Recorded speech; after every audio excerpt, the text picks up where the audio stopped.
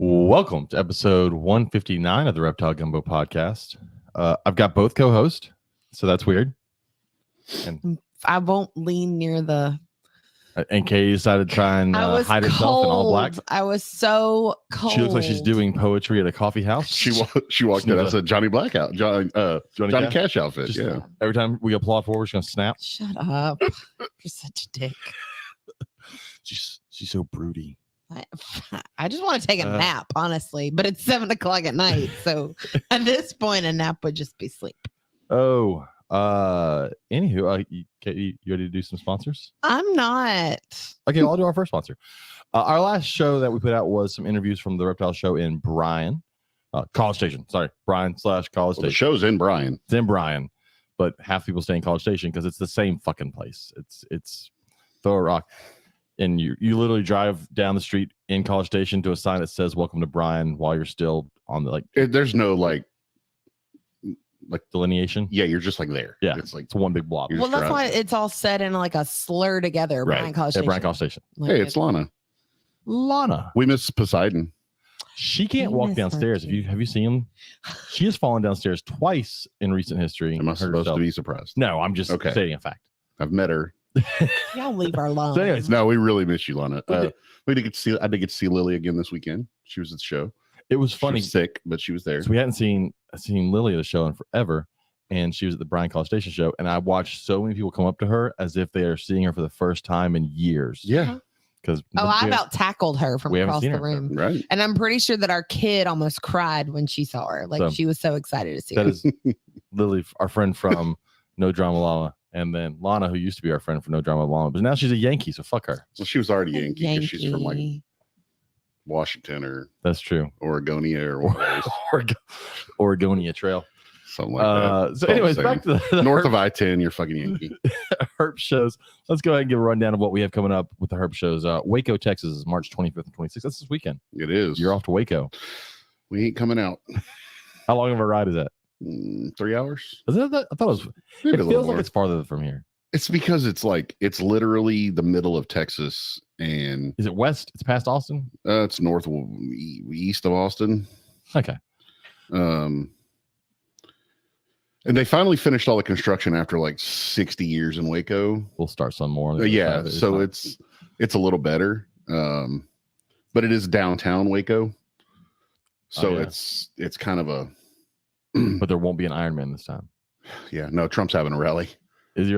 Oh, he's supposed to get arrested, isn't he? So. Yeah, at the well, he came out and said I'm gonna get arrested on Tuesday, and they said, well, we're not gonna do what you said, so they didn't arrest him on Tuesday. Some crap like that. Anyway, he's having a rally at the airport. Is he planning all his rallies where Herp shows are? Because this is the second time. That's twice. At least this one's not literally across the street in the same complex. We don't get shut down, right? Shh. That's true. Even though. That was one of the best shows I've ever had because I was so exhausted because people were like coming in. I gotta buy. It's only have one day. It was a longer show. Shutting things down. Oh my god! All right. Anyways, Waco is this weekend. And if you're looking for a high quality PVC rack, look no further than Lone Star Reptile Racks. They will offer a variety of sizes for all types of snakes, geckos, rats, and more. You can even order something custom.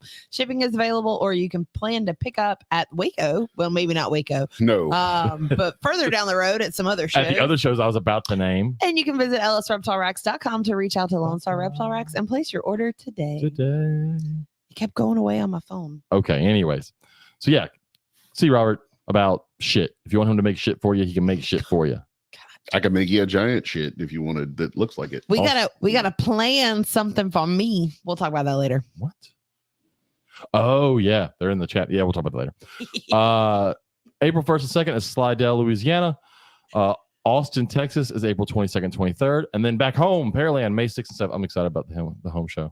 Lee and Amanda, are you guys going to be in Waco? They are going to be in Waco. Good. I'll actually come talk to you, Lee. College Station was stupid. We will not be in Waco. Robert will be. Sunday was not a great day. But yeah, the Pearland show is May 6th and 7th. We're excited. That's our home show. And then Lake Charles is June 3rd and 4th. That's exciting just because we haven't been to Lake Charles in literally years. But are y'all coming to that? I will. It's June 3rd and 4th. I may. I don't know. My brother may be in town. So James is definitely coming. Yeah, I'll be there to help you. Well, James will be there for sure. Although we may just come over for the day anyways, and they may go from there home. That's a good thing. It's only 2.5 hours from here. Yeah, I know on Sunday, Josephine and I have to leave and come back early because we're going to see Wicked that night with her Girl Scout troop. So cool. Okay. And then Conroe, Texas, June 10th and 11th. That's Katie's birthday weekend. My birthday is on the 12th. It's on Monday. It's funny. Both of our birthday weekends fall on Conroe every and time. Our child's normally falls on New Orleans. Which doesn't exist anymore. Shreveport is June. That is what was the Longview show, but because of scheduling stuff, Shreveport, Louisiana is June 24th, 25th, and then back over to Slidell, July 22nd, 23rd. So that is the list of Herp shows coming up. Check out Robert. He'll be at looking at all of them. He'll be at all of those. Yeah. The only one I don't do is Oklahoma City, and I think that's in like July. That's too fucking far away. Yeah. And I'm not going back to. I've decided I'm not going back to Oklahoma. Nope. Now that our friends are moving here, I don't have any reason. I have no reason to go to Oklahoma. I'm not even from Texas. I'm just buying into the whole I live in Texas now. I have to hate Oklahoma. So it's fun. But I've been there and there's a lot of nothing up there. For anybody that's listening they're not listening from Oklahoma. They don't have internet up there. We're good. Also, our friends at Wiregrass Exotics. Check out Wiregrass Exotics if you're in Alabama. And then just another shout out to our friends over at Focus Cube, because every time I see the sign, it makes me happy. Okay, let's go ahead and bring our guest in who's sitting there and who's already talking to people in the chat. Don't talk to Dax. He'll think people like him. Stop that. All right. Our guest is Nathan Katz of the Retic Lounge podcast and Katz Reptiles on Instagram. Yes? Yes, sir. I got it. I was afraid I was going to forget it. Oh, you're so funny. He's also a bald barber, and I don't trust a bald barber. I think That's if he's a bald barber, that's the guy I want to go to, because that's what I go have done at the barber. that's my clientele right there. So I'm happy. Nathan's like, I can make you as smooth as a baby's But bottom. he's probably nowhere near here. And he's nowhere near here. Yeah. Nope. Salt Lake City. Yeah. That's been there once. Never been there. Yeah. I had Too far away. The last job I had before COVID, we had a branch there. Too far away. I'm not going there. Yep. So Nathan, how's it going?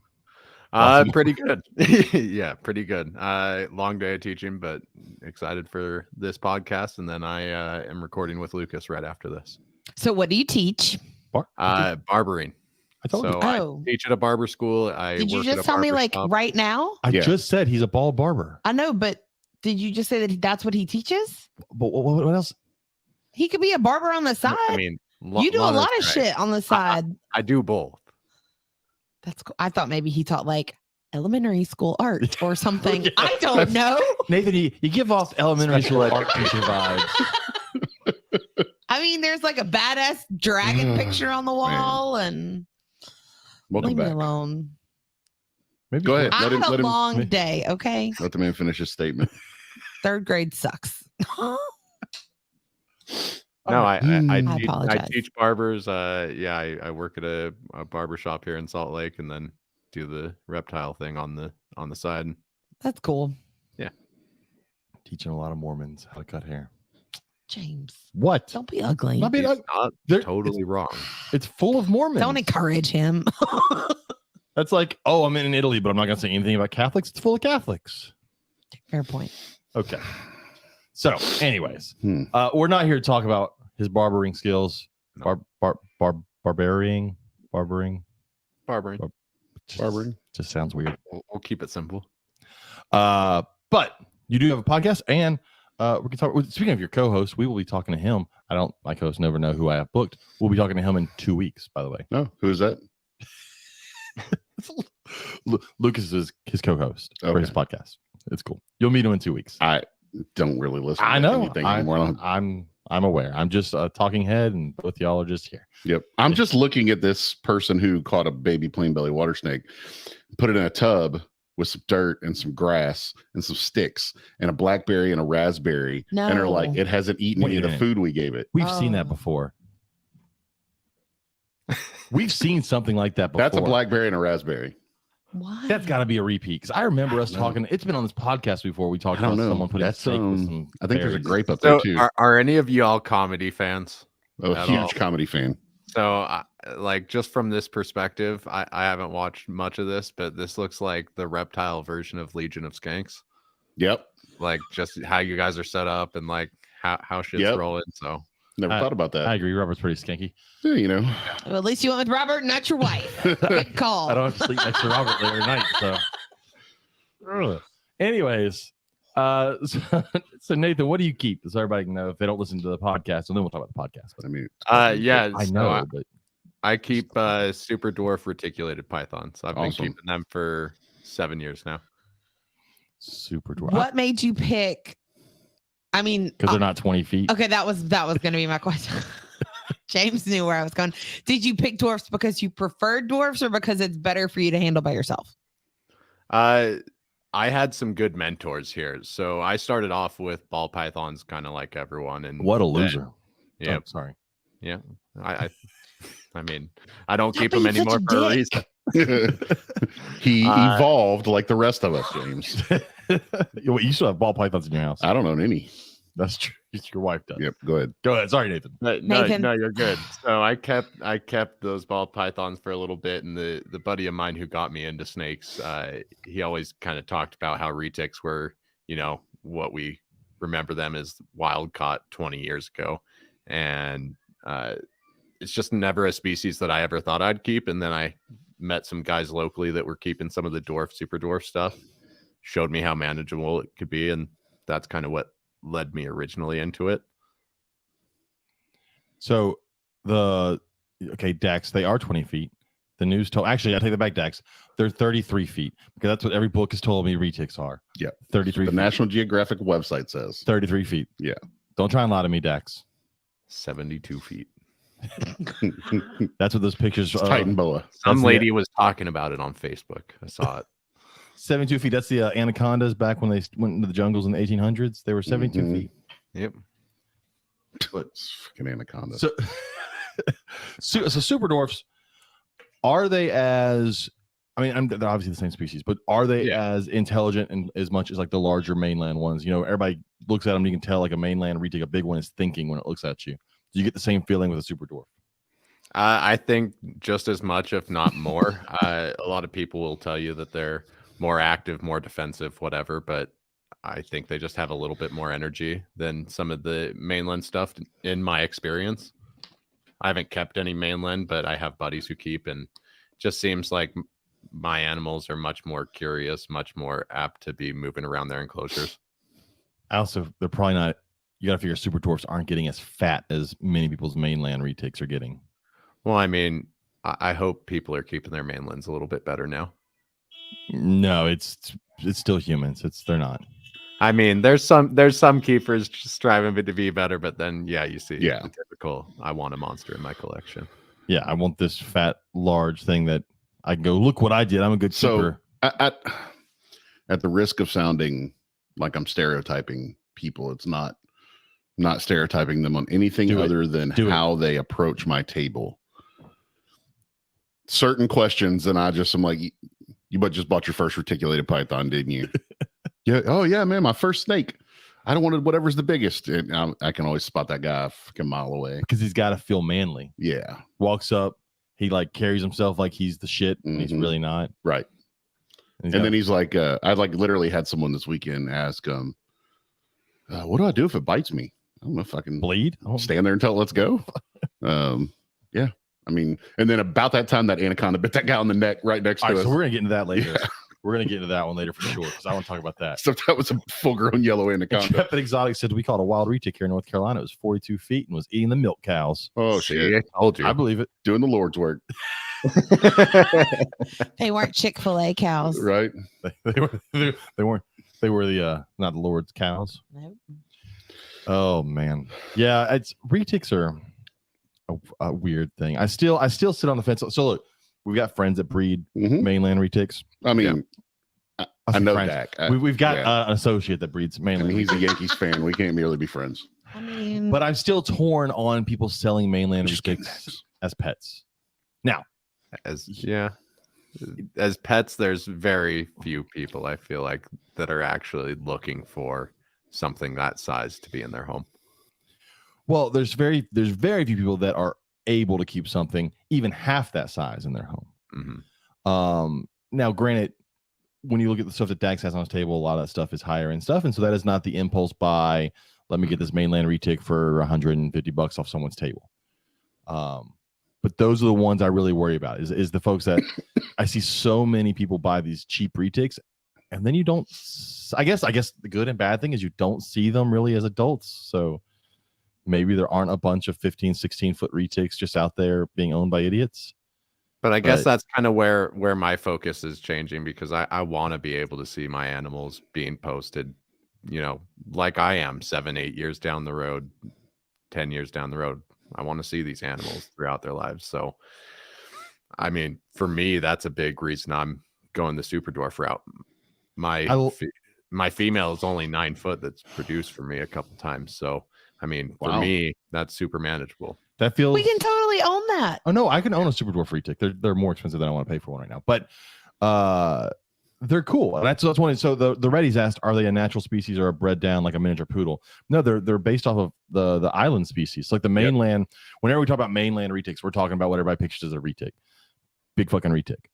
But there are several island species, or I guess locales, not species, locales or subspecies or whatever, that are they're naturally small. Kalatoa, Madu, Karampa, those are the big three that are going to be the smallest. The big three, the small three, the big small three, the big small three. Now I do know, I've heard, and I've mentioned before, that the trick though when breeding, because like with a lot of things in reptiles, someone buys one thing that may be pricey, and super dwarfs are still somewhat pricey, right? They're not super expensive, but they're not mainland cheap prices. So you'll see someone buy a super dwarf, and then they'll buy a mainland and breed it together and go, I've got super dwarfs, when you don't have super dwarfs. That's not how that works. There's certain times that's appropriate, but that's like when you're pushing together like new genetics into super dwarf, and there's still ways that you want to try to push that breeding appropriately, so the size is also taken into consideration. So a super dwarf is its own thing. A locale, yes. It's an island locality of reticulated pythons. But like you just said, you don't take a dwarf and breed them and get a super dwarf. Like, no, well that's a dwarf. It's not a super form of dwarf. Okay. But you'll see, because there's people out there that are like me and don't. That's a common like. I mean, I feel like that would be a common misconception. Well, because we throw around these words, super, like when we're talking about incomplete dominant traits, right? Two incomplete dominant traits bred to each other. It's a super of that. Why is it always got to go back to genetics with you, James? Because that's what we're talking about. Well, and that's why, information like Garrett's put out, and then information like Lucas and I are putting out on some of these animals, it helps clarify the market, and when you're getting into these animals, being able to make somewhat of an educated decision on what you're buying. That makes sense. And I've heard that if you want to have them smaller, that the female has to be the super dwarf, right? If you breed it to or it has to be the dwarf if you breed it to a non-dwarf, right? That if it's the female is the dwarf one, it will stay smaller. So that's typically what you're hearing. There's going to be people that argue that you can get the genetic potential for large snakes still within that pairing. But from what I've seen in my short time in this, side of the hobby, I feel like the females do produce the smaller offspring if you're using a smaller female. But if you want to really do it, just buy two dwarfs. I think, there's a lot of the genetics that most people want to be working with within reticulated pythons already worked into dwarf and super dwarf, that if you really want it, you can probably buy it already and then work your own projects already. Well, I like the direction it's going. I'm very good with eventually super dwarfs being the number one type of retic that is sold, and having all the morphs in there and having your albinos and all your different things in a super dwarf form, because I feel for the general public that is a far more manageable animal for them to get. But you have to get them past what Robert was talking about. You have to get past the person who goes, I just want a big fucking snake. Mm-hmm. I haven't done the first bit of research on their care, or I saw it on TV. I always just tell them, wait till it takes its first shit and you have to clean that up. A 9-foot snake to me is still a 10-foot snake, whatever. It's still a big enough snake for me. Yeah. Still a reticulated python in the end of the day. That's right. So I don't need to ego trip on it. I had back surgery a couple years ago too, so I'm like extremely happy now that I went the super dwarf route. I get it. I had a 8-foot red tail once, and that, I mean, they don't, obviously the super dwarfs and dwarfs, they don't get as thick as like a red tail does. They stay. Well, and that boa strength is different. Yeah, it's 8-foot boa is a pain in the ass to move around. And I can't imagine having to deal with 17, 18 foot. I had a friend who had we measured it was 18-foot male berm. No, retic. Berm. It was a berm. It was a berm. I just had to the big ass one that Beanie had. Oh yeah, it was a Burmese python. And having fucking huge. Having to help him, he got it. I've talked about before on here, but he got it from someone else who had overfed it and got it massive, and then he had to put it on a diet because it was fucking huge. But just that one person having to deal with an 18-foot snake, helping him myself, I was like, this is way too much fucking snake. Yeah, like it's 18 foot, and that thing when he got it weighed close to 300 pounds because it was just so fat, obese. But you know. With the berm, it's slow moving. You can generally pull them around pretty easy. I mean, a retic that same size, it's gonna be a little bit of a different story. A lot more active. Because they have that, they start moving their head around, start trying to climb things, run across the other side of the enclosure. Yeah. I'm trying to read Dax down there. So when you buying one, James, for me? I don't understand that question. Probably from Dax is not good with English. Darren wants to know, what are you feeding your adult super dwarfs? Medium or large rats? Medium.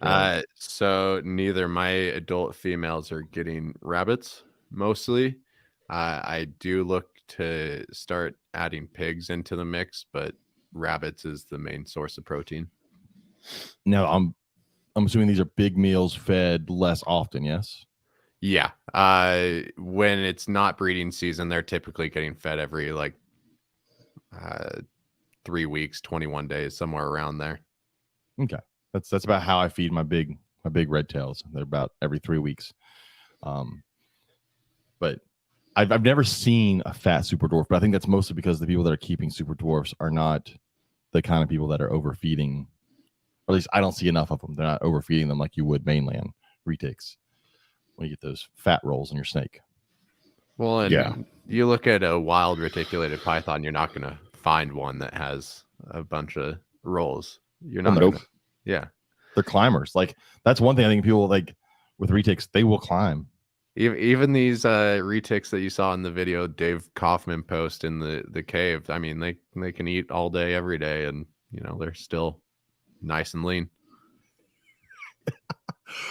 Jason Miloradovich said a 7-year-old just said that I need to stop saying so many bad words because some kids like to hang out in the snake room with their dads. Jason, I'd have to say I'm judging you as a parent by letting them listen to this. Yeah, brother, we're like 3 years into this. If you hadn't Our 12-year-old will look at people at reptile shows when they apologize about what they've said in front of her, and she will say, "It's okay, I know not to repeat what grown-ups say." So that might be where your son needs. Yeah, Jason, tell your kid to fuck off. Anyway, his kid's actually pretty cool, man. His kids are cool. I'm just kidding. God. Calm down, people. Lord. We're good. I clicked on something. We're good. The Reddies asked, do you source your? There's no way you source your own rabbits, right? That would be a nightmare. No, I don't source my own rabbits. There's a friend of mine who breeds bearded dragons down in Moab. She does rabbits for me, and then I'm also friends with the guy who does all the rabbits for the local zoo. Oh, nice. That's cool.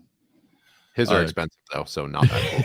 Oh, sorry. Not as cool. He only buys those on special occasions. Gotcha. He's wanting like $12, $13 a pound. Fuck that. A pound? Yeah, it's getting ridiculous. That's like meat rabbit prices. I'm like, I'll drive a few hours and pick up, or meat rabbit prices. Wait a little bit and make a bigger order. See, I was spoiled when I was feeding rabbits. I had a friend that bred show rabbits, and I would get all the defective ones.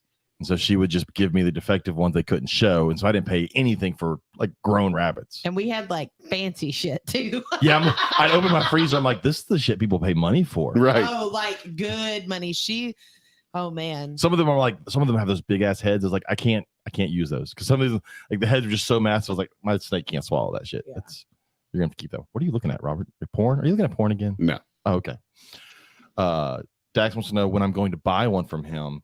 A super dwarf / dwarf cross, since you guys can handle them. You see, After he gets his boa. No. Oh, yeah. Katie's getting something first. We'll get to that. We'll get to that. So Dax, they're waiting for my eggs in the incubator, buddy. Haha, Dax. We're gonna get it from a reputable breed. Remember, Dax? Remember what I read online? Everything you read online is true. Right. So speaking of rabbit price, I wanted to bring this up because I just ordered rodents 2 days ago. They'll be here tomorrow. But I paid $430, Mm-hmm.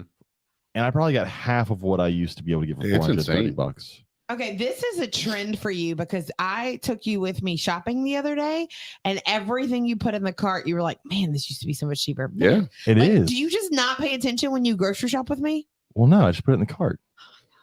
If I need it, I need it. I'm not. Who the fuck looks at prices? I look at them when I have to do rodents because I had to sell snakes to buy the rodents. I know that price. But I think that it's going to lead the hobby towards a path of people keeping less animals. It already is. They're gonna have to. It's just that, and I also realize I need to start getting back and paying attention closer to my breeding projects. I need to start breeding some more snakes to pay for more fucking rodents. I concur. Shit's expensive. But rodent prices are crazy. Now, $12 a pound for a rabbit's that's insane. But yeah, a few dollars a pound is pretty average, and if not pushing it. So yeah. Intrepid Exotic said show rabbit breeder Coles are great, which is what I used to get. She has one 20 minutes, or they have one for 20 minutes from them. Said a $2 a pound, newborns to 8-pounders. So see, this is the problem though, is I have to get that sweet spot where they're hitting like 2 to 3 pounds, and then they grow past that within a couple days. So, and see, I always needed like that pound range because I was. That's tough too, because you have to catch them right then and call them. Yep. Well, I've said on here before. My friend brought me once. I said I needed rabbits, and she brought me 8 of them alive, and I had to kill them. 4 was his limit. 4 was the limit I could kill before I felt like a monster. Yeah. Like I think back to growing up, I raised show rabbits, and we would have 200 to 300 fryer size rabbits that we would pick 6 out of to show with 3 alternates. So we had to butcher the rest of those. Yeah. And I don't think at 43 I could do it. So we had a guy. 14, it was like, well, Dad, fucking what? Do it. But we had a guy that we would get rabbits from occasionally, and he could pop it just right. Well, he could do the dislocation of the neck and I couldn't. Literally took him less That's than my 5 seconds. The first time I grabbed one, and he was just bam, bam, bam, bam, bam, and he would. It amazed me. See, I did it once. Always worried. He was like, "Katie, you don't have to watch. You can." And I'm like, "No, it's okay." I did it once and pulled, and I felt bones crunch, and then it screamed. I was like, "Fuck, no!" And so then from that point, it was a stick to the head. My grandpa, he had iron hands because he worked with them his whole life, and he would just kind of hold them by the back feet and pet them and get them all calm, and then karate chop, pow, right behind the ears, and that's it. They were done. I mean, they were dead. It broke their neck, but he did. He was like, I don't want them to be upset. I want them to calm down, and then the meat tastes better when they're calm. And boom. And I try it, and the rabbit screaming, and I'm going. For 30 minutes, never heard a rabbit scream. It's horrifying. That's why I could never. I've done it with rats. I could never with rabbits. Like he would actually cover the other cages so that they couldn't see their friends being killed. You know, like the toughest man I ever knew in my life. So sweet. See, when she brought me those 8, 4 were in one cage and 4 were in another cage, and they're all staring at me on the back porch as I'm bashing their friends' heads in. I'm telling you, after the 4th one, I looked at that cage. I was like, "Nope, not doing it. Can't do it." She took him back home with her. I told her, "You have to take this with you. I can't do it." Did that blanket help with the others not hearing the screams from the other rabbit? So the way he did it, because he had been doing it for 50 years, and they never really screamed. No sound. Yeah, they never really screamed with him, and I think that was part of why he would calm them down. Because a rabbit will fuck you up. Oh yeah, they'll get you. Those claws even coming out of the freezer. Yeah. Those back feet are no joke. Yeah, and but I had to handle a lot of those rabbits because as show rabbits, you can't have them just be crazy when you grab them. And you don't know which 6 you're taking until 2 days before the show, because it's all you're weighing them and you're looking and Because they have to be almost identical, don't they? Not almost. They have to be identical. Yeah. To win. Within a couple of ounces. Yeah, because they weigh them all. The judge feels them for confirmation, and it's and they have like a range they have to be in. We had a neighbor whose kids showed meat pen rabbits. Yeah. Yeah, and then when they got rid of the Paid rabbits, for part of my college. his rats moved into our house. Yeah. Anyways, so this is another one. Miloradovich said that rodent sizes have gotten stupid too. Everything is smaller, which is so true. And also, I'm gonna go back to blaming ball python people. I can't order fucking small rats because they're insanely priced, because that is that sweet spot for ball python people, size wise. And so it's ridiculous how much the price of a small rat is compared to other things that are comparable in that size, even to like medium rats, which are bigger, but they're not as in demand as small rats. Oh, that makes sense. So this last order, I had put small rats on there and the price was so much. I was like, all right, we're taking them off. And I was like, all right, we'll get some extra large mice and quail, because I could get extra large mice and quail that were close to the size, that were much cheaper. And I was like, I'll just feed this to the ball pythons. Because I have four ball pythons, and it's the only reason I was getting small rats for those assholes. But they're getting quail and extra large mice. That's it. Because it's just too much. Yeah. I can't afford it. Yeah. All my snakes love quail. I keep retics and everything's, eating large or rabbits. So I have to keep, my collection lower just because of the pricing of rodents more than anything. Yeah, and I'd started getting away from boas, and then in the last year, I've added a lot more boas. I'm like, crap. Now everything eats bigger. Speaking of some of the stuff David had this weekend at McQueenie. I'm not going to do it. God. Nope. I really, then you look at the price, you're like, oh, $7,000. Okay. I'm not going to be buying that anytime soon. That's why I can't walk by his table anymore. Yeah. So anywho, so you've been keeping super dwarfs, breeding super dwarfs for 7 or so years. Your podcast is the Retic Lounge. What do y'all discuss on the Retic Lounge? Just so we felt like there was a little bit of a gap of just people talking about their day-to-day experience in keeping and growing with a reticulated python, and felt like it was just beneficial information to put out there. So that's kind of what we try to focus on, is just the experiential portion of keeping these animals. Well, because when it comes to retic information out there for the general public, there's really only a handful, and they're not all of them are created equal, right? If you want super dwarfs and dwarfs, Garrett Hartle is the man. He puts out great content. He's the one to go to for information on. He helped decipher everything. I got in a year or two before he started putting out videos, and I had heard about these percentages and tried to get something as small as possible, but he really helped clear everything up, identify bloodlines and where all these animals were coming from. So he was big in terms of the dwarf, super dwarf stuff.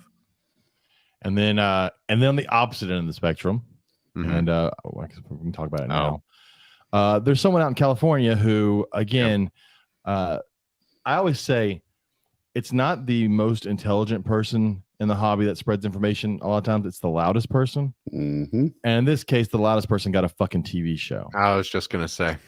Fuck it, I'll say names. I don't give a shit. This is a bad day to be on the Reptile Gumbo. Jay Brewer, who is famous for his videos of him doing stupid shit with large retics at his zoo/store in California. Now has a TV show apparently coming out, and it's not going to paint our hobby well. I don't care what they do. It will not paint our hobby well, and it will definitely not paint retic keepers, because let's face it, they're really going to look at the retics. Because they're big, and I mean, he's got retics and alligators. They're going to look at that shit. Right. But it's really not going to paint. Yeah. Well, there's always that stupid video clip that goes around with him in the cage with 8 giant mainland retics striking at him. Coming at him, yeah. And of course, the general public sees that, and they don't know any different. They don't know that he's a fucking moron, or that other people are keeping these animals properly, and this is not it. But he's got a huge YouTube and now TV presence. I'm very worried about this. And if you're a reptile person, I know it's very hard because you want to be in the know, and you see reptile stuff, and please don't watch it. That's the problem. So the problem is that we all want to know what it is so that we can try to salvage anything possible. But the problem is if we watch it, then he's going to get the views and it's a catch-22. So we need one person in the hobby to watch it and then inform everybody of all the shit that's in it. So we could just pirate it. That way they didn't get any money. There we go. Do you guys know where it's being streamed through? Not Hulu, the purple one, Roku. I think it's through the Roku channel. Oh, do I even have that? Do we have that? Yeah, I think it's free. Oh, it comes with your Roku. Because that was what Weird Al's movie was on, was Roku. Oh, and you watched that? Yeah.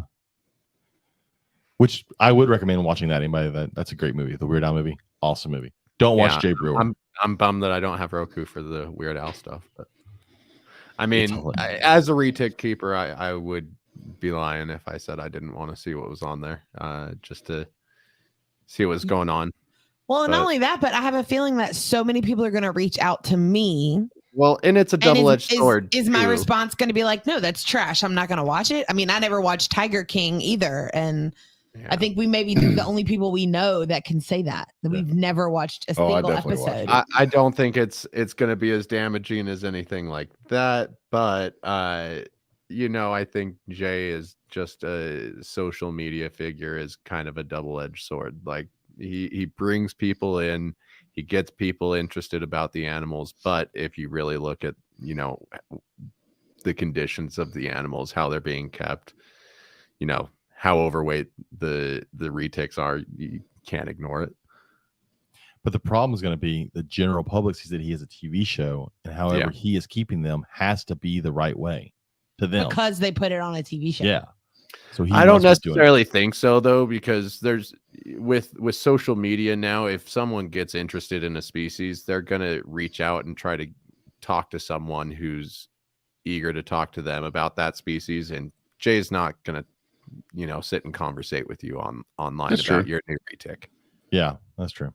So I think it's more about just other people putting out better examples right now, especially within reticulated pythons.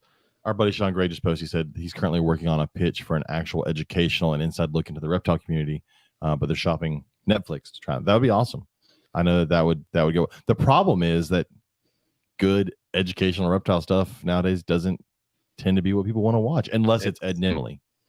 It's not super entertaining as far as like on a Netflix scale, and all of it's already readily available on YouTube and kids are watching it there.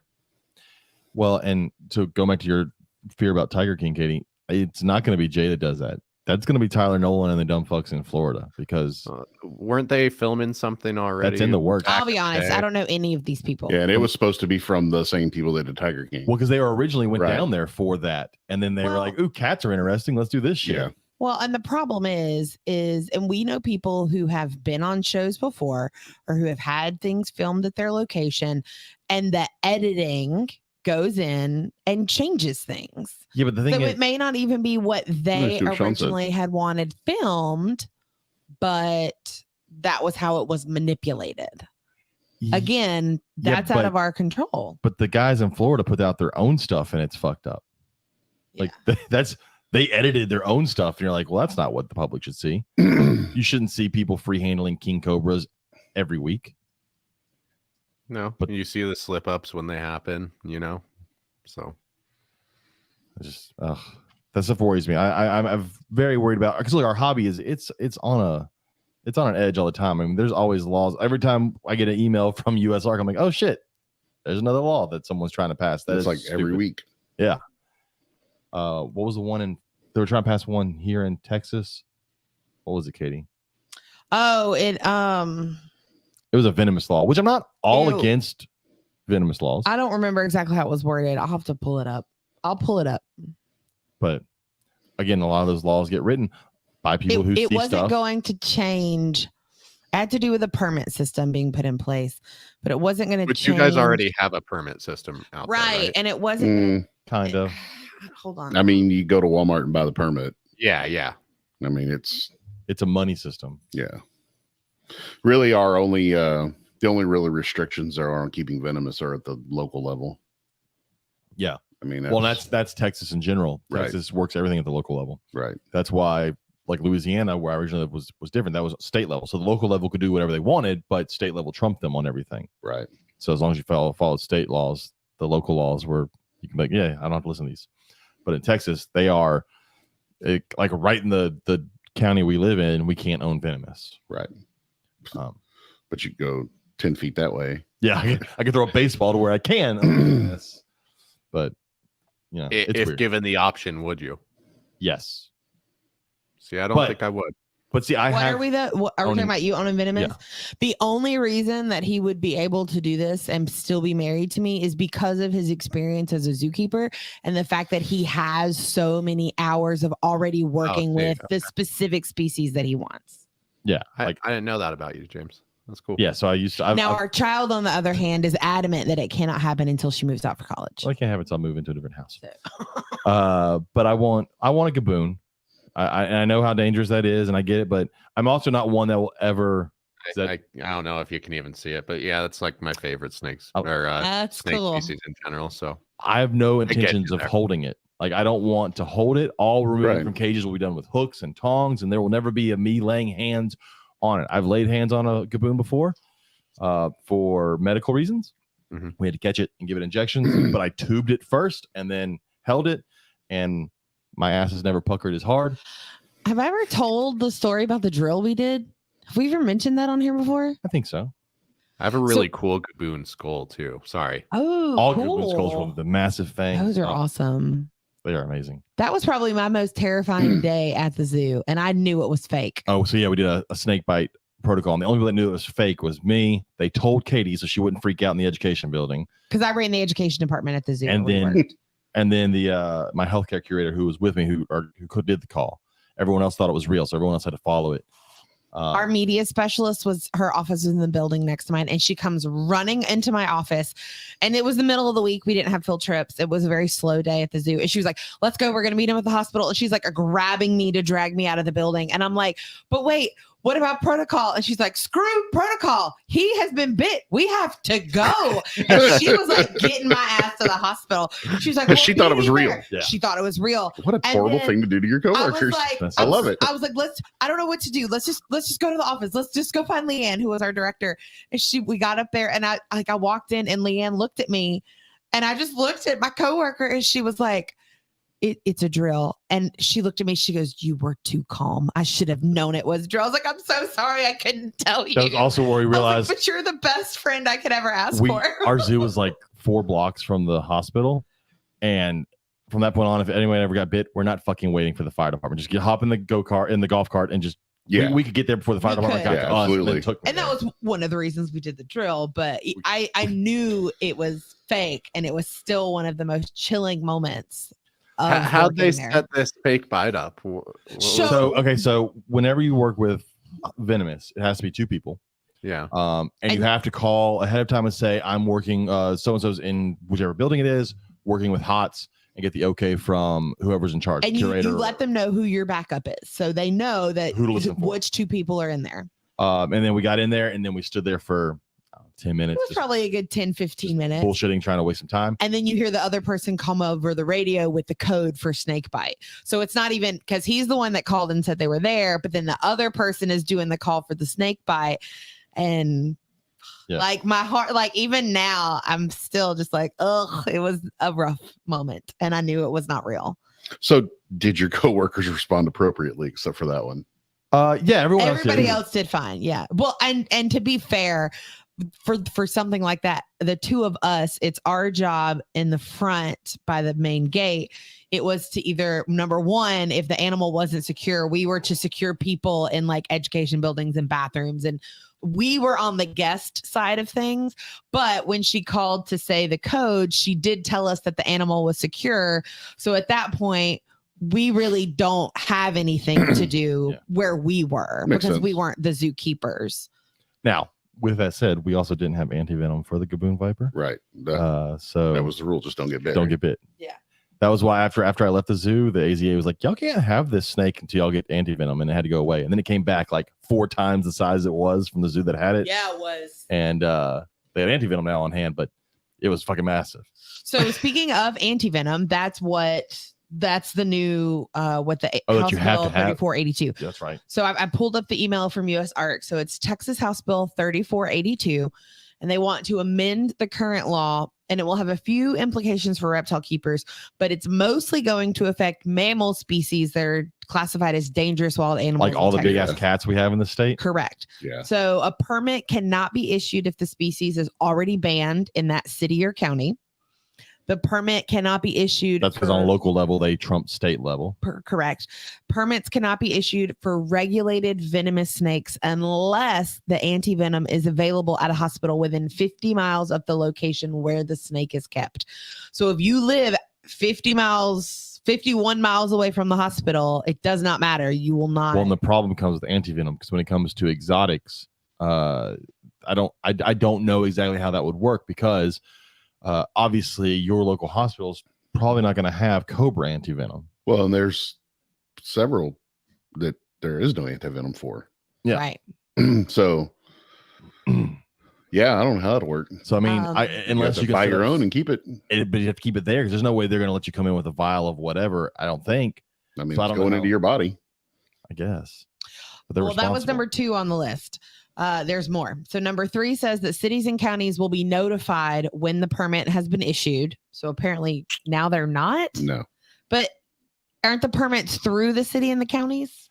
Well, no? Sean said you can purchase an exotic permit, but you have to go through TPW, which is Texas Parks and Wildlife. Okay. For a non-game dealer permit, which allows you to collect, right? That's the one that allows you to collect. Yeah, and like if you're going to sell any of the native stuff or the venomous stuff. Yeah. So like when I start selling hognose, I'll have to have that. So this bill does not ban or regulate any species that are not already covered under the law. So this is just for the species that are currently covered under the law. For now. Now, for the dangerous wild animals part, it does add in that the agent or officer of the county or city can conduct a facility inspection. Currently, only state agents or veterinarians, and this applies to the permit file inspection for reptiles as well. And they do have a list, the species list, and the links to the current laws. You can go on there. So Dax said he was talking to Phil Goss from US ARC, and he said they were going over the House bill for Texas, and he said if it got appointed to the Department of Tourism Board, and he said it could be thrown out because that board has no idea. Yeah, why would they have any idea? There's no biologist. Well, did you have the HB number in front of you? 34.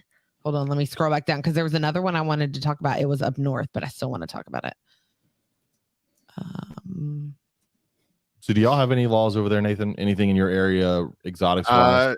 We have had one constrictor law that I know of due to a keeper out in just a local city here. You might have actually seen his Burmese pictures around the internet. You ever see those pictures that are like a hallway full of berms and it just says, "Would you cross for $1,000?" That's probably his house. Trying to remember this character's name. So you said you're in Utah, right? Yeah. This guy's in Holiday, Utah. I'm trying to look it up really quick. But he had several berm escapes and was just kind of a menace within his local community. My cousins live down the road from him. And so there's some constrictor laws out there now. He can't keep his berms. So nothing within the Salt Lake City proper area. See, that's most large cities. But you can't keep any kind of venomous out here unless you're at an educational facility. So we're pretty strict on that side of things. So one thing I found really interesting, because even this is the thing that I feel a lot of people don't really think about with US ARC. Even if it is not your state, you still need to be paying attention to what is happening in other parts of the country. That's right. Because states are looking for precedents. They need to see it happen somewhere else, and then they will gladly go ahead and jump on. So in Oregon, they actually had a hearing on the 16th, which was last Thursday. So I'm really hoping in the email update from US ARC that we get weekly, I'm hoping this week it kind of lets us know about this. So they had a hearing that was scheduled on the 16th, and it was a bill that was going to prevent animals in traveling animal acts. And that's the thing that keeps happening in every city. Everybody's trying to do that. And so the unintended consequences, it would be like a ban saying that you can't take a Greek tortoise into a classroom for an educational program about turtles and tortoises. So you could go in and do a program, but you can't bring anything with you. You can't go visit a scout troop meeting and do an educational show that talks about them learning reptiles.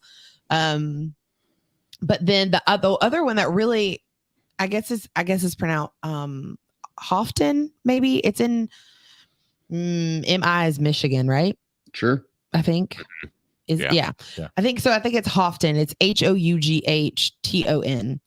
Houghton. Houghton. It was an animal ordinance that covered chickens and bees. So these obviously aren't reptiles, people, and USARK is still letting us know what's chickens happening. And bees tend to fall under agriculture because they fall but if we can get the chicken people on our side, that helps. Yes. Well, the one in Illinois is mostly based around traveling animal acts, mostly like circuses, right? Yes. The problem was it would have affected like our buddy Bill Bradley. Who also, does. Yeah. So I'm looking at the Texas one. That is not a ticket. It's a Class B misdemeanor. If you break that, they made it they're moving it from a C to a B. So that is go to jail. Really? That is you get arrested on site, not written a citation. So get this. So this thing in Michigan, it's also going to include bird feeding and other restrictions. So like you can't just go out and feed wild birds anymore. Yeah. PETA doesn't want us doing it. It has to do with their definitions for domestic pet or exotic animals. And they're even talking about in some places that it's going to be illegal to own more than 2 cats or 2 dogs. Okay. I'm just like, but then they'll look at us owning like 100 snakes because apparently there are already limits on how many rabbits you can have. So yeah, and so they're talking about changing that to include dogs and cats. It was referred to culture, recreation, and tourism. That bill. Yeah, was. That's what Dax was saying. Yeah. Well, I mean, Dax said it, so I had to fact check it. Oh my lord. Yeah, that seems like the proper place to send it to. Someone who doesn't probably have a biologist on staff. Right. Someone who doesn't have a degree in any sort of ecology. Right. Wildlife biology. That seems like the best place to send something. Well, it's like this group that's wanting to take over the managing of mountain lions in Texas. They want to create this this board that's going to manage it, but the people they want a representative from HSUS, they want a representative from PETA, they want a representative from their organization, they want a representative. Nowhere do they say we want any biologists or anything like that. People who actually deal with these animals. They want people who deal with emotions to make the rules about these big cats. And then so on top of Illinois dealing with cats, that, they're also dealing with another situation with the turtle trap bill, where the Senate bill is allowing. This country does not fuck with turtle laws. Well, so in Illinois, it allows for the use of traps to collect common snapping turtles. Unfortunately, there are many non-targeted turtles that are being killed in these traps. But Illinois doesn't want to change their law, but we're trying to get them to change the law because it's a conservation issue. That's crazy because in most of the states that have any sort of turtle laws, they are strict turtle laws. Like we can't own diamondback terrapins here. None of them can't do it just because they're protected. It's a weird thing, but like Georgia is really strict on that stuff too. And there's that guy that got busted for diamondback terrapins up north at one point for shooting them up with Pitocin so they'd lay eggs for him and then he'd let them go. Yep. Yeah, he'd collect gravid females, shoot them up with Pitocin, they'd lay the eggs, he'd let the females go, and he was like a well-known breeder for diamondback terrapins. And the problem is they went to go search his house and they didn't find adults. He's a well-known breeder, and they couldn't find adults. And they realized that was what he was doing. He was getting the eggs from wild ones. That's insane. Rhode Island is also dealing with. Is that still a state?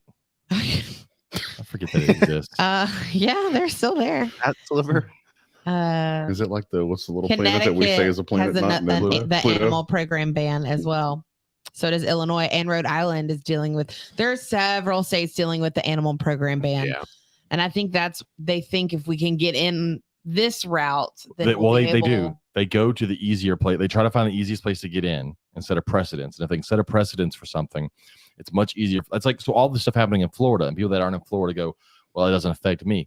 Florida is like a proving ground for a lot of these things. They want to get it past there, and then they can get it passed somewhere else. So they can go, hey, look, we're doing the same thing. We're jumping on. What really depresses me, though, is that so many of these are also traveling animal acts. And yeah, that's why I was going to say Florida's not so much our proving ground anymore. I mean, you're seeing this legislation pop up more and more throughout states all around the U.S. I mean, the traveling ban like wait, have they had traveling animal bans out in Florida?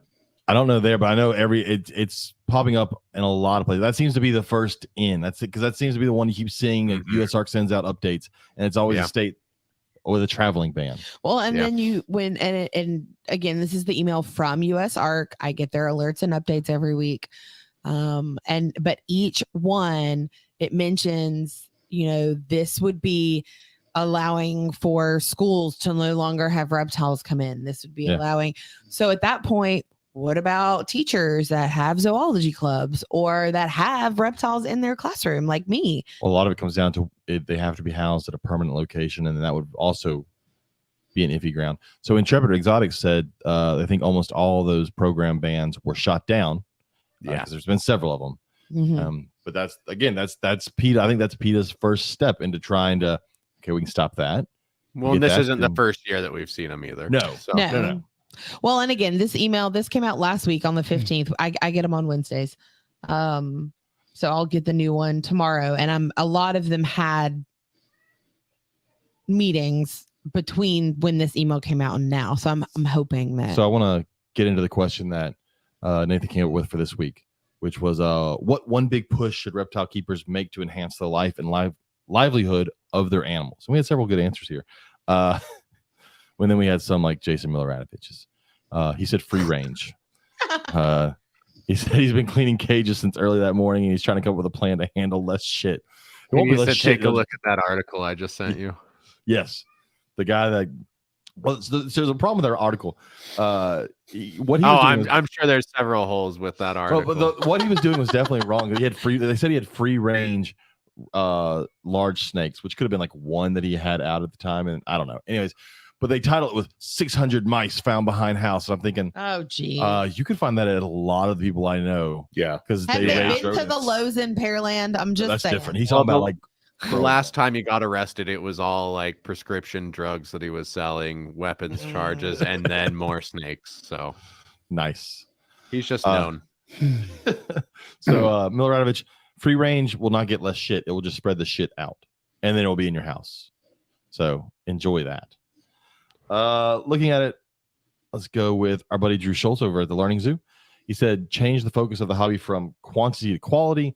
We're all borderline hoarders, which is true.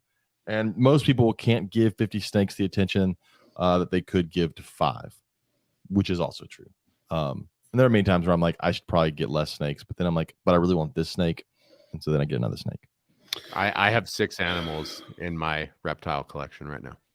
Okay, quit showing off. We get it. You're better than everyone else. I'm jealous. 6? Well, I mean, it's the number after 5? Yeah, 6. But he's breeding stuff. I have more than that in my classroom. But he's breeding stuff that when he sells 1 does better than like when I sell 20.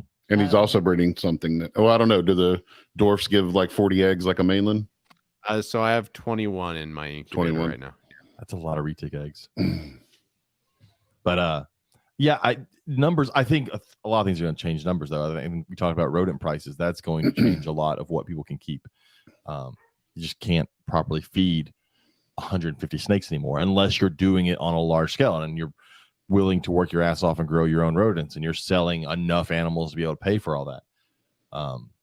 But I think the average hobbyist who used to keep 100 snakes, you're going to see those numbers drop. You're not going to see the average hobbyist keeping 100 snakes anymore. Yeah, there might be one sitting at this table. The prices keep going up. So I agree with that. Danielle said better, more enriching enclosures. I agree with that for a lot of stuff. I do, especially. Retics are another one where I'm iffy. Someone owning a 16 or 17 foot retic doesn't tend to give it the cage that I think owning a retic of that size should probably have.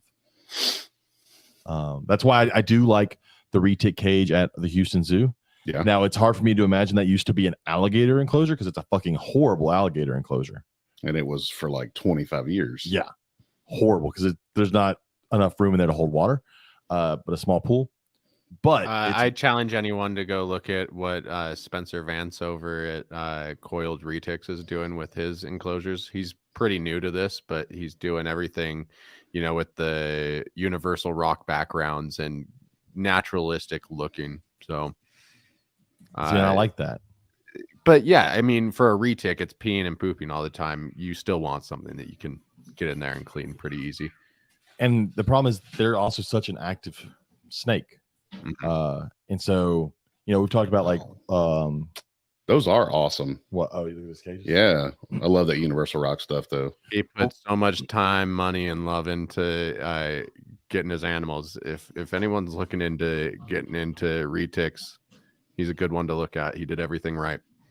When we talk about like things like indigos, you and I both like indigos, but we agree that a full-grown indigo needs a big-ass cage. Mm-hmm. That's an animal that is known to travel large distances on a regular basis. It seems wrong to shove it into a 5-foot cage. Yep. Even though it will fit by the standards of most of what we say an animal will fit in a cage. Wow. Do I think my boas could use bigger cages? Sure. Do I have them? No, because the 4-foot cages fit perfectly. But I probably should. Now I'm being, again, I understand I'm being a dick when I say I'm not going to, because it's a bigger cage and takes up more space. But most of what I keep is sand boas. They probably don't need a 4-foot cage. Yeah, probably not. Yeah, I'm gonna go with no on that one. I mean, don't get me wrong. You could definitely put a sand boa in a 4-foot cage, but it would be what the fuck? What? Yeah, that would be like 3 foot 11 inches of wasted space. Yeah, because and then you well, if it's a 4x2x2, that's like 1 foot 11 inches of wasted space because they're only going to use that bottom inch that they're in the. That's always love the argument. Well, I put stuff in mine and mine climbs. I get it. If I put stuff in there, I'm sure I would see it climb across it. But do I feel that I am horribly keeping it incorrectly by keeping my Sambos in a tub? No, because it's not a mainland or even a super dwarf retic that wants to move around and climb up. And I mean, and you don't have to go all out, I think, to offer at least a little bit of enrichment and activity that they need. A shelf goes a long way. Mm-hmm. Some UVA, UVB spectrum lighting goes a really long way. And then interacting with your animals like you should be. Yes. I started making hides out of some of our scrap PVC and putting them in my boa cages. And they use those hides like crazy. They get on top of them. They use them like a shelf. They and I'll take a hide out of one and move it to another one and like switch them out. And they explore all over that thing. And for 2 or 3 days, you'll see them just smelling every inch of it. And you could tell that they enjoy having something to climb around on. Yeah, I'm taking it to the next level, and Focus Cube is pairing up with us and sending out an experimental build for problematic retic that I have. That's so cool. I'll even see if adding as much enrichment and possibly bioactive in the future, if that's something that I want to incorporate at all. Yeah, they've got some interesting stuff. If you might watch the video of when they went and unloaded it, Canova, the monitor cages, some of the things they built in there for them to climb up the sides and things to hide under and in. It's not just a box, and there's so many things you can do that's not just a box. Yeah, I agree. Their big monitor cages are awesome, and that comes again from Ashley having big monitors, so she understands the needs of a big monitor keeper. Yep. Going over some of our other answers here. Lonnie said providing enrichment, which we kind of just talked about. That's a big thing.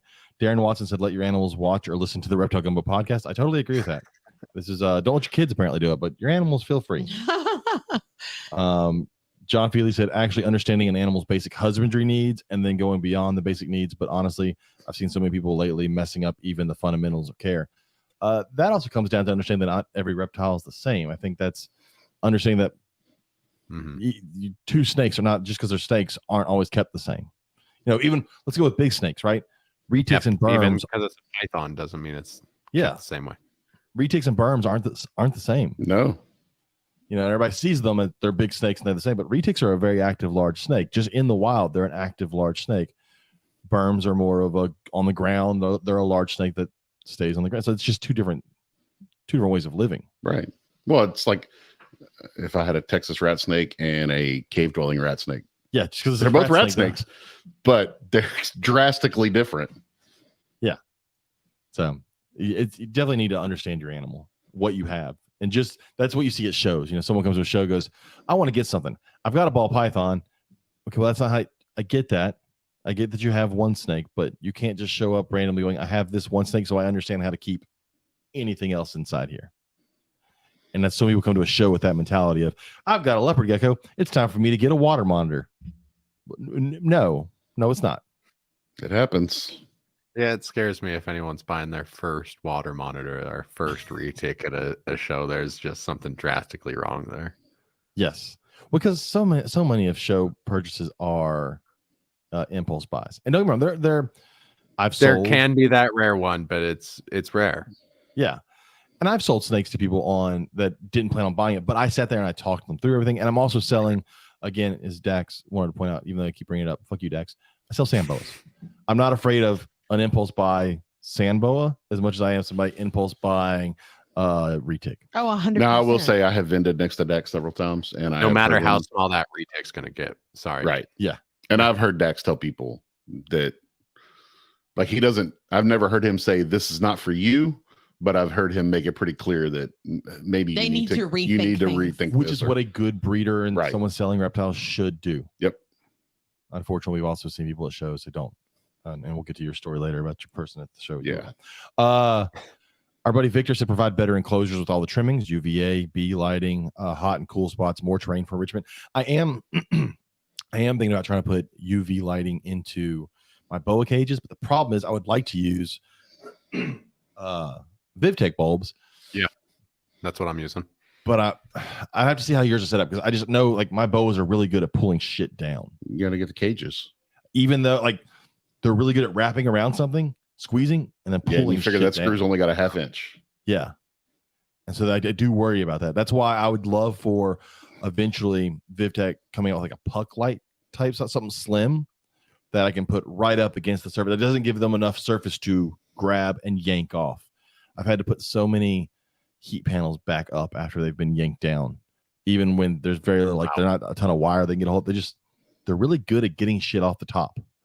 So I would like to, and yes, I could probably put in linear bulbs and all, but I really like VivTech bulbs. So, and then our buddy Lee said nutrition, as in a varied diet and all reptiles, including the gut load for feeders, which is one reason I kind of felt good about ordering quail this time around. I was like, it gives me something other than a rat to give to things. That's why I'm excited about my friend breeding chickens. All the roosters are coming to me. So, who is that? I don't know who Facebook user. It says that we had our own rodent colonies when we worked with snakes. We gut loaded our rodents before feeding them off. We used fresh veggies and grains. I feel like it made a difference. We do the same for our feeder insects as well. A healthier feeder is a healthy animal. Yeah, I agree. You've got to pay attention to what goes into your animals. So what would be your answer to this? What's one big push you think we should make? For me right now, it's just adding as much enrichment to the enclosure as possible. And I think a big thing for that is the UV spectrum lighting. I haven't been able to fully install it into my cage yet because I'm throwing it into that experimental build that Focus Cube's sending out. Gotcha. But even just with messing around with it, dicking around in the snake room, I've seen how my animals react to it. They look great under it. They just kind of turn on and come towards the light every time I bring it out. So, it's something I think at the very least should be thought about incorporating into our husbandry. I agree. I would like to get UV lights into my stuff. Like I said, it's just trickier. And then yeah, it is. And Robert and I have talked about before with racks. Look, I like my racks. I'm not going to get rid of racks for certain things, but I would like a rack eventually that we could do it. And it's just the technology that we want to be able to do it is not there yet. But have you seen? I believe her Instagram is Show Me Kitties.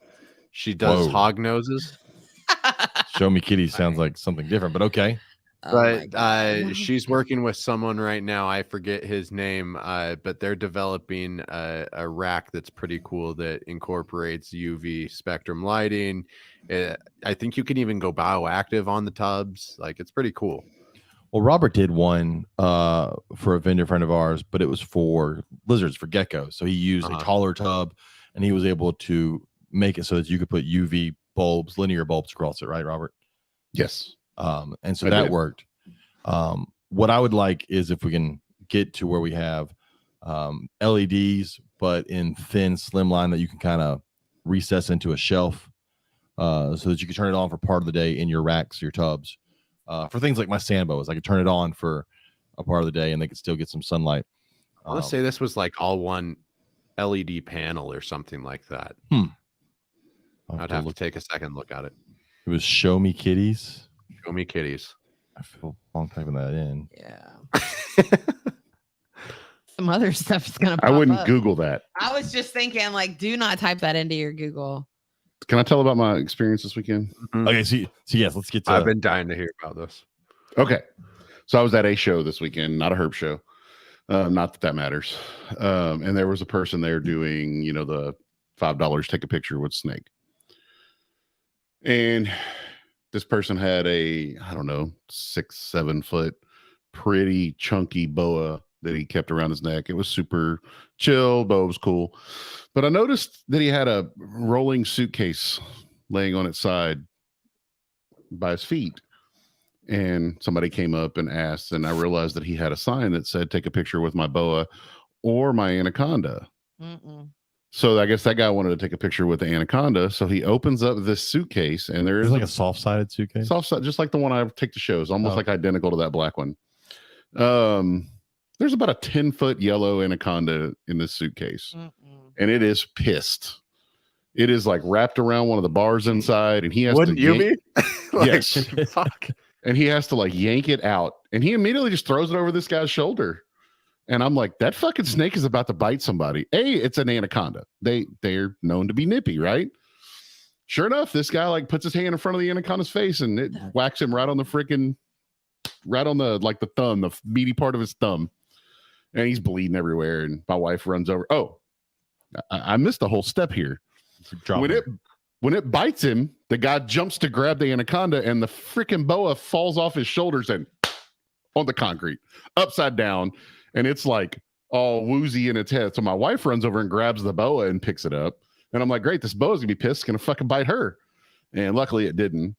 So then that guy's like, I don't have any paper towels or anything. So we give the guy paper towels and get the bleeding to stop. And okay, so that's done. The guy wasn't mad. And then the guy was like, this was a person with a table, like a vendor. Yeah. And then he's like, all right, man, well, that'll be $5. And I go, bullshit. I said, he is not paying you to get bitten by your fucking snake, dude. And he was like, yeah, you're right. I'm just joking. And I'm like, no, you weren't joking. He was not joking. I'm like, you weren't joking. Oh my God. So that guy walks off. Like 10 minutes later, I sent James the video. They put him on another guy's shoulder. And I'm like, oh my God. I'm like, I'm going to get this shit on video this time. Well, about the time I hit stop, bam, fucking grabs the dude's bicep. And I'm like, holy shit. So it ended up biting that guy, and then it bit another guy on the neck. But that was one of his friends that was helping him like put it back in the suitcase. It bit that guy on the neck, but he didn't have it with him on Sunday. That was on Saturday because I think he was told not to bring that snake back on Sunday. Actually, he may not have had either snake with him on Sunday. I think he just had his literature out there. Yes, but that was at a reptile show. Yeah, it was. He had a booth. This wasn't just some. This sounds like just some jackass walking around. Apparently, he's opening a reptarium somewhere in Texas. Yes, I mean he had like really nice brochures and stuff, but he couldn't have a tub. Right. I was like, man, I will give you a tub. Control his animals, or you realize that learn after the first time. Like, realize that a yellow anaconda may not be the best outreach animal. I will say he told the first guy and the second guy, hey, this thing bites. It might bite you. It probably will bite you. And they were both like, okay. That's how you know he won't work out, because a smart person who plans on doing that understands insurance. Yes. And knows not to bring something like that can bite people. Yes. So that was interesting. I actually had a kid. Someone can say it's okay if it bites me, and then it Sue bites you. Them, right. Totally different. I had someone buy a Tokay, these 4 young boy, they were probably 19, buy a tokay from Rob Roy, who was right next to me, and then come over to me and is like, hey, that 10-gallon acrylic that I had, hey man, can I borrow that? Yeah, for $135. He's like, well, I just need something to take this tokay gecko home in. I'll bring it back. I'm like, no, the deli cup that it's in works great. you can do that, or you can buy this. And can I borrow that cage you're selling? Yeah. I'm like, he was dead serious. The fuck? And he's like, his buddies were like, I told you I wasn't going to let you do that. And I'm like, you workshopped this with your friends, and you still came over here and asked me. It's like going to Walmart. Hey, yeah, I see those cookies you have on the shelf there. Can I just take those cookies home? I'll bring them back. I'll bring the cookies back. I promise. Yeah. You don't know me, but I'll bring those cookies back. Fucking people. Yeah. Awesome. Well, on a positive note, in Bryan College Station, a down payment got put on a fucking new pet that we're getting. So my parents were there. As anybody that heard the shows that we put out, my dad was on one of the interviews with us. And don't even try to act like such a dick. You are just as excited as I am. I am, but I also am very worried about the whole process. It's going to be fine. Amanda and Lee are going to take care of us. I may drive them crazy in the process, but it's okay. Jim is going to come to a beautiful home, and he's going to be so loved. So Amanda and Lee Reddy, who we've had on here several times, breed amazing panther chameleons. And apparently we're getting one. Don't get me wrong. His name is Jim, and we have the same birthday. I held him at the show. He's anybody that's watched our shows before and has seen when they take out their big male. So pretty. It's his son, and he looks so much like him. And he's going to look amazing. But I was always like, I'm not going to do chameleons, and now I'm getting a fucking chameleon. Because you love what's lifespan on a panther? Like 5-6 years. That's a tough thing with it is. That's going to be what's They're hard. A heartbreaker. Yes. Yeah. Yeah. It could be up to 8 or 9. Could be. Okay. That's longer for chameleons because don't most species only live a few years? 5 or 6, but Amanda and Lee said it could be 8 or 9, which means it's probably 5 or 6. I'm also not friends with the Reddies anymore. Whatever. I told them to fuck off. Well, and so his mom, my mom, James's mom, was talking to the microphone. Well, I was trying to read because you adjusted the camera and now I can't read the comment. You don't need to read. It's just the Reddies and Dax. So his mom said, if you want, I can give you your birthday money early and you can use it for the down payment. And I was like, absolutely. You still get birthday money? He's an only child and his parents love me more than they love him. Okay. They keep telling you that. They do. That's not true. I mean, they love Joe more than both of us. That is true. I didn't have a talk with my mom. Darren asked, are we going to keep it in the podcast room? Probably. It's probably going to go right here over there next to Katie. I'll shift stuff down so you can see. We got to get a cage built. If I only knew someone who made cages. Yeah. Who wasn't crazy slap busy. You want to slap them? Who didn't just get a laser? It's interesting. Do what? What? Nothing, Robert. Nothing. No. Just need a cage made. Yeah. By somebody. He's going to add me to his list. I just got a 30-day ban and talk about Alvin. Oh, all right, we'll talk about that in a second too. Yeah. So we got to get a cage. We got to get a mister. So we got to get a mister for it. Yep. And we got to get it all set up. Yep. And then he can come home. And then he's going to come live with us. We'll post a picture in the discussion room. James got some good pictures the other day. I did. I made sure to get a picture of it so we can show people. Or you could Darren wants a 10-gallon tank and a heat rock. That's all we need. Oh, yeah, Darren. it works for me. And a big water bowl. I'm too extra. Because that won't work either, by the way. I know it won't. I'm not a moron. Mount your heat rock from like the side or something. Make it pretty. Yeah, so you can climb it. I'm not a moron. Although I did have a minor heart attack today when my crested gecko decided to slam himself on the front window of his tank and made everyone around his tank in class jump. Again, I'm amazed that those things survive. That may be the dumbest reptile. We've never seen him just leap across his cage like that. Hognose. Yeah, hognose are pretty stupid too. But like cresteds will just jump into space. They will. Just off of you into space with no plan of catching or grabbing anything. Just into space and hope they don't die. I don't even think it's in the thought. I don't think they know what dying. They just go for it. They're not afraid of dying. They're too stupid to be afraid of dying. Makes you wonder, where they're from. Do they just Yeet themselves off. No, I think I think the small population we started with were the fucked up dumb ones. And then we just kept breeding the fucked up dumb ones. That's the only way we were able to catch them. There's genius ones out in the jungle. They're like, well, thank God our special ed cousin, he's gone. These are the slow bus cresties. Oh, so because that's like, so I've seen it before with Asian carp, right? Around here, Asian carp, if you drive a boat past them, they freak out and they jump out of the water and they hit people. But I've seen a show where they went to where they're found in Asia and they showed people there those videos and they go, yeah, they don't do that here.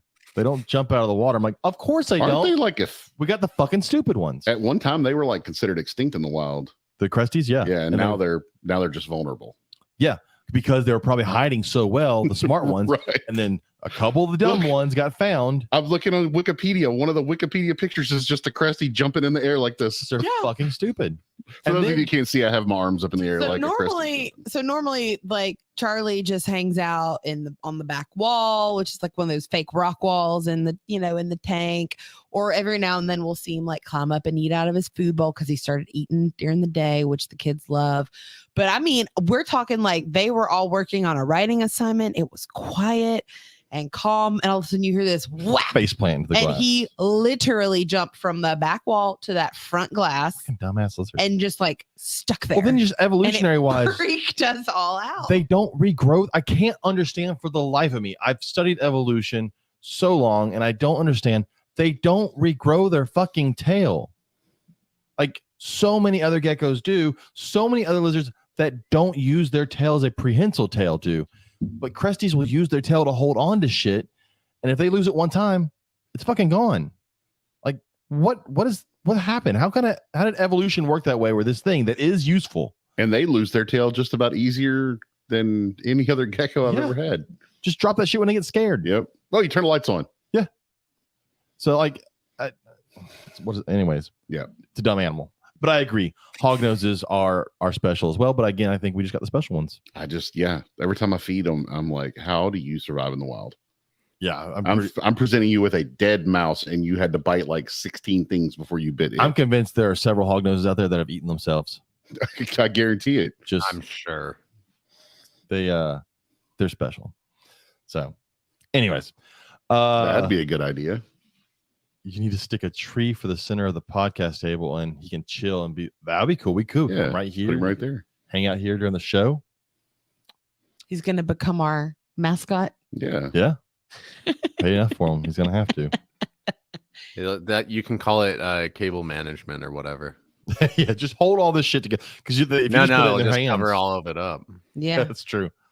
But he'll hold on. And they're such a weird animal too. Because you just put it in their hand. They're like, I'll hold it. I've seen videos where like chameleons have fallen because they grab their arm and not a branch, and then they just fall. Like, what kind of special is that? Right? The one that was special. You know what makes me feel good? As much as I'm like humans are fucking stupid, at least we're not the only thing. Yeah. There's so many stupid animals. So yeah, it's not just us. We just are louder about it. Like when you see ibex jump off a cliff instead of getting caught by like a clouded leopard, they're like, I'm just gonna jump and hope for the best. Hope I don't die. Right. So some of the things that I saw, speaking of stupid, I posted this over on our Facebook group. You just see some things that people created and you think, why? These were lips that have a spring attached to them with a tinier set of lips so you could kiss insects. I saw that. Oh, I saw that. That was so stupid. And it's just this person going around kissing like worms. Oh my God. I wanted ants. something to bite them so bad. And I've never wanted that out of a video before. But I wanted there to be some type of destruction. It popped up on my Facebook. I'm like, what the fuck is this? Next time that pops up, forward this to me. I don't know what the hell you're talking about. Oh, just go. So go to the Reptile Gumbo podcast discussion group. Tag him. I'll go tag him. I'll tag him right here. I'll do it. You got it pulled up? Yeah. I don't have it pulled up. I'm gonna tag. I was working on grammar lesson plans for next week. Katz. There we go. Not that I don't love the conversation we're having, but lesson plans. Other things I saw that got posted. There were some cool like flying insects that have evolved to look like jumping spiders. So like on their back, it looks like the eyes of a jumping spider. So when they sit there, they look like a spider. That was just cool co-evolution that I saw. Thought was pretty neat.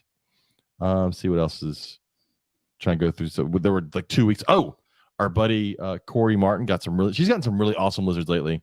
This one is the leucistic kingorums that she got. Mm-hmm. But she got some like iguanas or something. Some sort of iguana. It's KORIMAR. There you go. You just type it in. I pulls could. it up. That's what I'm But doing. I was trying to imagine. It was 3 Roatan spiny-tailed iguanas. Yeah, from the island of Roatan. from the island of Roatan. Those are kind of cool. Yeah, those are really cool.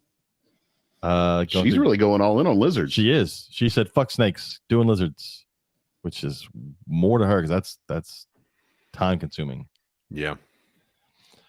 There was a video that Nathan Holcomb posted of a chimpanzee feeding a sulcata an apple, which I just thought was funny. Like, did you see the one I just posted about the? I'll get to it. Okay, but he's feeding the tortoise, and then he takes a bite of the apple, and then he feeds the tortoise, and then he takes a bite of the apple. Just cute things that happen in nature to make up for the stupid shit that happens in nature. Oh, you posted one that was pretty cool. It was a Western Diamondback next to that big ass shed from a deer. Yeah, guy was out shed hunting. It's one of the hunting pages that I followed for years, and found that big Western Diamondback, and he did not kill it. He doesn't kill them on his ranch, and some of the comments are typical. Yep. Every snake you let go could be a kid that gets killed, and I'm always like, well, do you kill every stray dog you see? Do you kill every person? Because every person you see will kill a kid. That's right. I think I got called a snake loving Nazi on that one. That's fitting. That's fitting. Yeah, I think that's what it was. Yeah, because I'm pretty sure in there you said you love snakes and you want to kill all the Jews. Yes. Yeah. So I'm sure that's fitting. Yeah. Core values. Yeah. Make that a sign and put it on the wall in the shop. Our core values are we love snakes and hate Jews. Yep. Oh Jesus. Again, our buddy Nathan Holcomb was at Tinley, and he posted a picture. I felt so bad. He posted a picture of people wearing like Bob's Balls shirts and Venom Life shirts as he sat in a corner not talking to anybody, and I was like, just go say hi to people, Nathan. Bob's literally the nicest guy you'll ever meet. Yeah, like he was gonna say, he walked by Mike Monitor's table, our buddy Mike Stefani, and he's like, he was just busy. I couldn't say hi to him. I was but we also have to realize that not everyone is like us that'll just talk to anybody. I get it. But and I've said it before on here, if you're going to a show, talk to someone. That is the benefit of going to a show. Is that you get to talk to people. So say hi. Trust me, if you're at a reptile show, everyone there wants to talk about reptiles. I mean, the first time I met James, I thought he was a dick, and then I got to know him and found out I was correct. Yeah, that is 100% how everyone feels. Everyone. I'm okay with that. Even my family it weeds out the weak ones. Right. I made it. Yep. So like my dad came to the Bryan College Station, and I think he sat there and talked to the Reddies more than I did. Yeah. I'd come around, and then there he is talking to him. I'm like, you're not getting a lizard. Walk away. But going through some of the other things. You posted the one about this is at the Houston Zoo, right? The tortoises at the Houston Zoo. They had 3 eggs laid from, are those spider? What are those? It says it on the article there. Well, it doesn't. I don't remember, man. I just read a cool thing and I share it in the group. I have to read it. Now I got to read the article. God damn. Why didn't you already read it? Oh, it's radiated. Okay. Radiated. They had 3 eggs. It's like hatch. Yeah. Because those are babies. Yes. Of radiated tortoises at the Houston Zoo. And the parents' names are like Dill and Miss Pickles. Miss Pickles and Mr. Pickles and Miss Pickles. And the babies are like Kosher Dill and they're dill, jalapeno, and gherkin. Yeah, that's it. And gherkin. Nice. Yeah. Houston Zoo.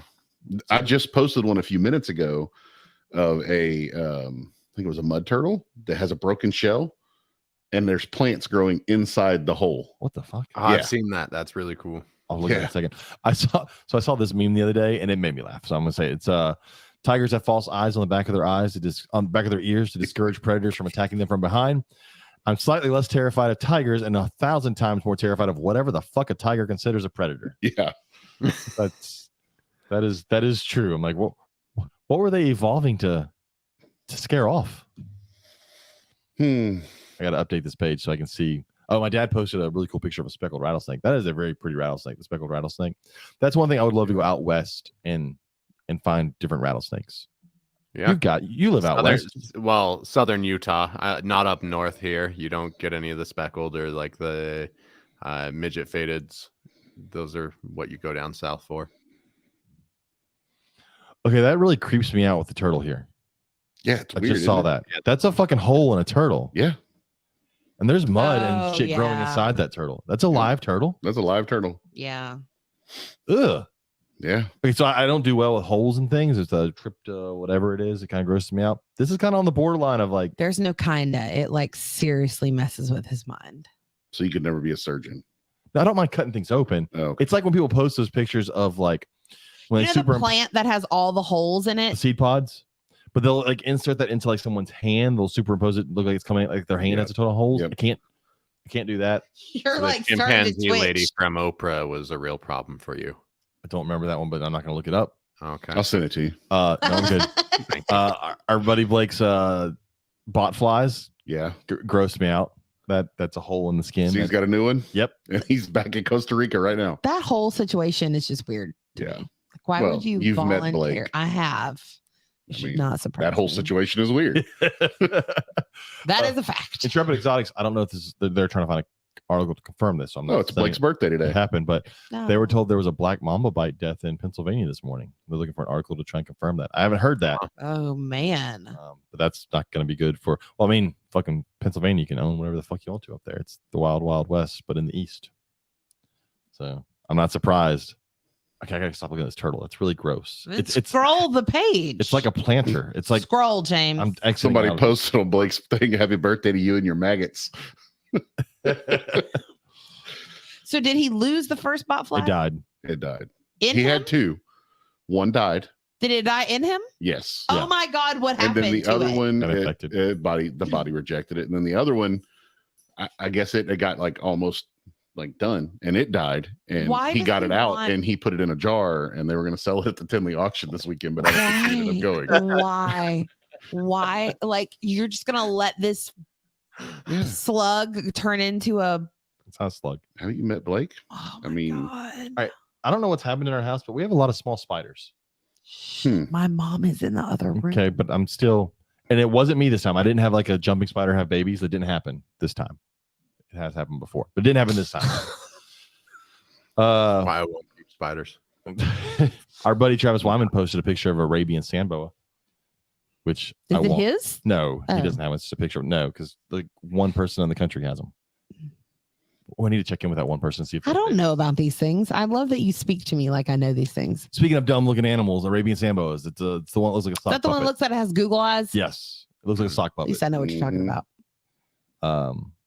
So anyways, speaking of Tinley, this weekend, US Arc raised a shit ton of money at the auction.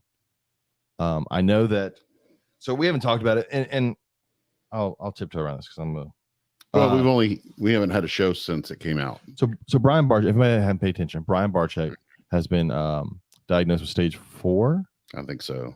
pancreatic cancer. Pretty bad. So he's fighting that. And I know look, I'm not going to hide anything. I know I've talked shit about Brian Barczyk and the things that he's done publicly, but I would never wish this on him. And I honestly do hope that he recovers. That's horrible. I can't imagine. That is horrible. At the auction this past weekend, I know they raised over $50,000 for him. What's her name? Adeline. Adeline. She had an amazing picture painting of a cobra, right? Yeah, I think so. The And it went for Egyptian cobra. Yeah. It went for 55. Well, Well, it went for 10, and 10,000. then people just kept throwing in money. I think Dubia.com put in 10. People were putting in 1,000, 2,000. Yeah, I think 3,000. Ed and Emily put in like 1,000 or 2,000. Yeah. Yeah. So it was pretty awesome. And then Brian called him and told him and put the phone down to the speaker, and you could tell he was very emotional, which he's a pretty emotional guy. Yeah. And thanked everybody and said he wished he was there and that he plans on being there in the future. But he's apparently starting some very aggressive chemo this week. I heard possibly that he told them to keep the money for US Arc. I don't know. So I saw later that US Arc had raised like 110,000 for US Arc, and I'm like, there's no way they raised 160,000. Maybe they did. That's pretty close to the Tinley last October that I went to. I think Okay. it was 150, something like that. So maybe they All did. right, then. I hope so, man. That's awesome. We need it. So either way, it was a huge auction. So Yeah. but it was great to watch everybody raise that money for him, because I mean that is messed up. Like I said, I'm not going to pretend that I have been someone who's been a fan of his, because I publicly have said I'm not. So I'm not going to be that kind of person who all of a sudden. But with that said, yeah, I haven't ever hated on him, but I mean, if it weren't for Brian, I wouldn't have ever known about dwarf, super dwarf, reticulated pythons. I think he's the first person I ever heard mention them. Yeah, and so I hope that this round of chemo does well, and that he's good, and that he can fight this, because like I said, stage 4 pancreatic cancer is rough. So yeah, but he does more than any of us could ever imagine in terms of just reaching out to new keepers in this industry. So he's the one who got my brother into it. My brother. I was read the word brother on my screen. My son. Oh, so your sister went to his. He's really the one who got him liking corn snakes. That's right. And then of course he met Russell, and the rest is. I said my issue just stems from some of the things he's done video wise, where I just sure I'm not a big fan of, but I do like there's some of the old stuff they did that I really liked when he used to do was it Snake Bites TV. Some of that stuff I thought was really good. I got into it. It's awesome back then. So hopefully it overcomes that. That's rough, but it was very awesome to watch the hobby. And we've talked about before. We've seen it down here with our shows and our breeders. When someone is hurting and there's something wrong, our hobby is really, that's one thing that our hobby is good at, is helping those that are down on their luck, or something has happened, or health, or whatever it is. And so I love seeing that happen. We just had a friend, one of our vendors who does plants, her greenhouse caught on fire this weekend. And so I know people have reached out to help her with that, because that's rough too. And that's what she sells. But anyways, so moving on, let's try to find a happier note. So your podcast, how many episodes do y'all have? I haven't listened to a reptile podcast in months.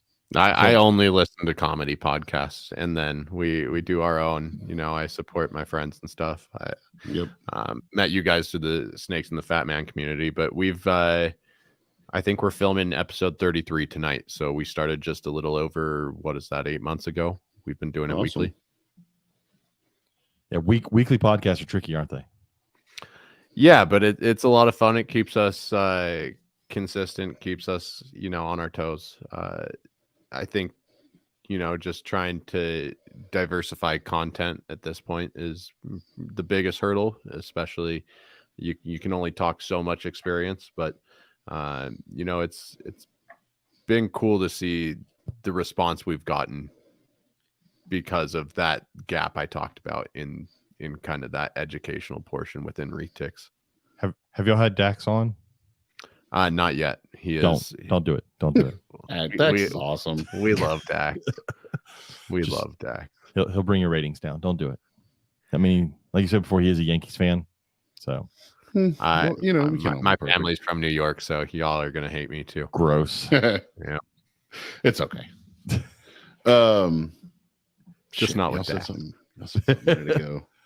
But he's a good guy. I like Dax. That's one thing I have enjoyed through this show, is that doing this podcast, is I've made a lot of friends because I've had to reach out to people and say, hey, do you want to be on a podcast? And then we talk, like Lee and Amanda. We talked to them because they were on the podcast. Dax, I talked more to because he was on the podcast. Well, and Dax, he may just sell t-shirts, but he gets people interested in Retics, so that's pretty nice. The first time I saw Dax at a show, I instantly judged him. You thought, man, that's a douche. I was like, that fucking muscle bound guy. He's gonna be a that muscle bound guy selling Retics. And then he came up and talked to me, and I'm like, this dude's pretty cool. I like Dax. And then we vended next to him like a year ago at Temple, and had a great time. And now him and Taylor are friends, and I enjoy their company, and we bag on each other all the time. In fact, when he sent me happy birthday last week, he said, happy birthday, go Yankees. I mean, that's where we're at. I like it. And like I said, as far as Retics, when I go by his table, the limited knowledge I have of Retics, that they are very, very nice. Trust me, I've been by tables. I know when they look like shit. Yes. I can definitely tell when they look like shit. But and who Dax has around him. I mean, me being a Retic guy, my first Arlington, he was maybe not the typical person I'd walk up to and go say hi to, but with retics on his table, I walked up and, he was always just cool from the moment I met him. So, yep. Well, like Rob said, you look at them and you kind of judge them, but I mean that happens with people all the time. But the problem is we've met so many people that, and Dax, please don't take this the wrong way. He won't. We've met some people that does look like Dax, and like they are a douche. Like it's muscle bound guys who just a jack stack mass monster. Yep. But he is not that. You talk to him, he is not that. He's always smiling. Yeah. This just became the We Love Dax podcast. We love Dax. Darren Watson said it's not our number one podcast unless they talk about duck penises. Look, if you want your animal penis conversation, we've got you covered. Yep. We'll have something next week for y'all. We'll find some sort of animal penis conversation for next week. Corkscrew right into that conversation. So before we close, we should talk about what happened today with the feral cats. Oh, all right. So we've talked about this group before. There's a local group on Facebook, and I think James and I are the only two sane people in the fucking group. 100%. 100%. Well, I'm not in it apparently anymore as of today. I may be out of it by now. I haven't checked lately. But every now and then there'll be a post about wildcats and people feeding the feral cats, and everybody uses their emotions to judge this. And then when we come in with scientific facts, we become horrible people. I came in talking about how either A, they should be left alone and they could naturally die. That would be fine. I'm not saying I want them to suffer, but that is one way. Or B, catch them and purely keep them inside. And then you start giving them facts about feral cats, and of course everyone tells you no. And I had this one guy tell me I didn't when I told them that obviously they never had taken a class in ecology, they informed me they had, and they know all the stuff about it, and that I don't, because his family's had cats around their barns for years, so he knows. And when I stated the damage that feral cats do to wild populations, even posting articles and scientific papers, I was told that what I was talking about was in a vacuum, and it's not really what's happening, even though the paper talks globally about the damage that cats do in the wild. It's very interesting. And then Robert got kicked out of it because he's an asshole. Well, yeah, I did it. I mean, look, I broke the no cussing rule like 4 times. Yes, because that guy decided to get personal. So I'm like, oh, you want to get personal? All right, we could do that. Because there was no convincing him at that point. I don't care. So I work with someone. I've told them multiple times. I got called a Nazi in there too. Maybe you are a Nazi. I don't think so. So when my dad comes to visit, do you feel the need to kill him? No. So maybe you don't hate Jews. I don't know. No. But I work with a coworker who teaches science as I do, and I've told him many times the issue with cats, and he constantly tells me he doesn't believe that's true. There's no way his cat does that. There's no way his cat kills stuff. I'm like, cats are like crazy psychotic. Well, did you murderers. see that guy's comment on one? He was like, I've watched my cat kill bird after bird after bird. Thanks for proving our point. I don't understand where you're coming with that, dude. It's the cycle of life. Oh, fuck. I love that. Like, invasive species are not part of the circle of life. That's not how that works. They're not part of the food chain. They just fuck shit up. And you can love cats without fucking up the ecosystem too. Yeah, exactly. My last name's Katz. I haven't been able to own them as a kid. My mom was allergic, so I got one a handful of years ago to end the irony. And you keep it inside. Yeah. Not that hard. And it's safer for the cat. One of my friends right now, she posted a big thing yesterday about her cat got shit beat out of it by 5 stray cats that the neighbor feeds, and the neighbors blah blah blah blah. And I'm like, I said, I'm not trying to be an asshole, but how you solve that? Keep your cat inside. And she was like, you're absolutely right. She's like, I actually called animal control, and they said, well, your cat was outside too, and we have an ordinance against that. So if we come out, write him a ticket, we're also going to write you a ticket. And she was like, thanks for your time, and hung up, and ended up spending like $3,000 on surgery on her cat today. Well, a lot of their argument was their pest control. It's like, well, that's not. No, they're not. They're killing native wildlife. They go, well, what do you want to do out of the pest? I was like, get rid of the stuff that brings those invasive pests into where you live. Driven through Alvin, that's what the garter snakes in my yard are for. Yeah, right. There are. Well, and that was their whole thing. They're part of nature. You don't get upset about the owls and the hawks and the coyotes. I was like, well, no, they have hundreds of thousands of years of coevolution with their prey. They can handle that. The population won't crash because an owl eats a bird. And if it does, then the owls will start dying off. Like we see when I hunt, you'll have 2 or 3 years where there's a shitload of cottontail rabbits. and no coyotes. And then you'll have 2 or 3 years where there's no rabbits and a bunch of coyotes. And that's nature. That's nature. There's ebb and flow. Populations grow, and as a prey population grows, a predator population grows. Right. And then it goes down and it goes down. But the problem is cats are not part of the natural world. And it always amazes people when I'm like, we created them. Like, we didn't create cats. We 100% did create domestic cats. Yeah. Go find those somewhere in the wild where they naturally can. Yes, we made them from original wild cats, but what you have loose in your neighborhood is not that. But it still has those instincts. It's still a small murdering machine. Yeah. But yeah, and it always blows my mind when people are like, my cat's fed well at home. It wouldn't. They kill for fun. Yeah, they're not killing because they're hungry. That's what somebody commented on there, and they're like, don't feed those cats. They do a great job killing their own food. Well, no, keep feeding them. That's because hopefully maybe, it'll slow them down a little bit. I know we get on the cat soapbox a lot, but man, God, that drives. It's just, I made a meme today. It was like, must be your guest. But it was like, if you like feral cats, then you have to like these. And it was a picture of like a wild hog, a Norwegian rat, iguanas, and Burmese pythons. Like, if you're gonna like one, you gotta like the rest of the invasive species. And then when people are like, well, I don't want rats around. Well, the cats aren't keeping the rats because cats don't kill rats. Yeah. You know what kills rats? Rat snakes. You know what'll kill rat snakes? Fucking cats. Well, I'm like, get rid of the shit the rats are there for. Right. Like, obviously, you are giving them somewhere to hide, and there's food. Nobody ever wants to admit they have rats, though. Because it's their fault that they have rats. So the Ready said our house cat ate 3 cardinals last spring. Says she's not hungry. She doesn't need to eat them to live. She just killed them and ate them. Yeah, because they're fucking cats. They'll play with it for a while. Mm-hmm. It's not like they're doing it as a source of food. Like, yeah, they'll eat it eventually. Yep. And that's why I said like dogs. Yeah, they're feral dogs, but dogs are fucking stupid. They'll starve to death. Compared to wolves, absolutely. Yeah, and that's where they came from.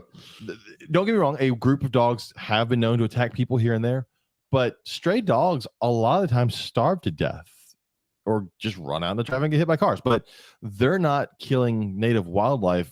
And if they are, it's not nearly on the scale. They do, but not nearly at the level. Yeah. So there are problems in rural areas of packs of dogs killing deer, and mainly they'll kill livestock because livestock are just easier. Yeah.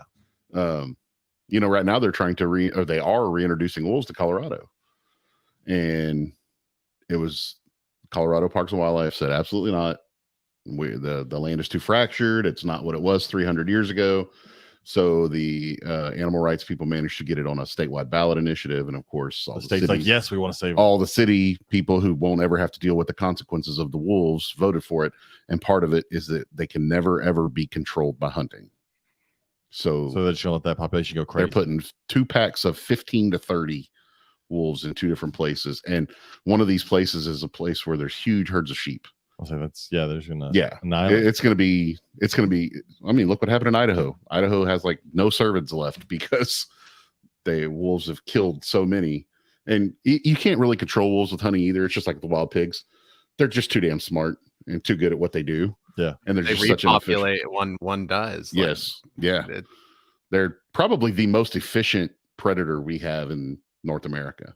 There's a reason we killed them off. That's right. Yeah, well. It always drives me nuts when people are like talk about coyotes being invasive. Like, they're not invasive. You just killed the other canines. Right. They moved here. Those coyotes walked over here and said, "Yeah, oh, there's nothing here that's going to eat us." I've been reading a bunch about mountain lions lately because I listened to a Joe Rogan episode with this guy Derek Wolfe. He's a retired NFL player, and he's a big bow hunter, and he's the one who killed that big mountain lion, huge, like 200+ pound mountain lion that was living under someone's porch. Jeez, and eating all the neighborhood dogs.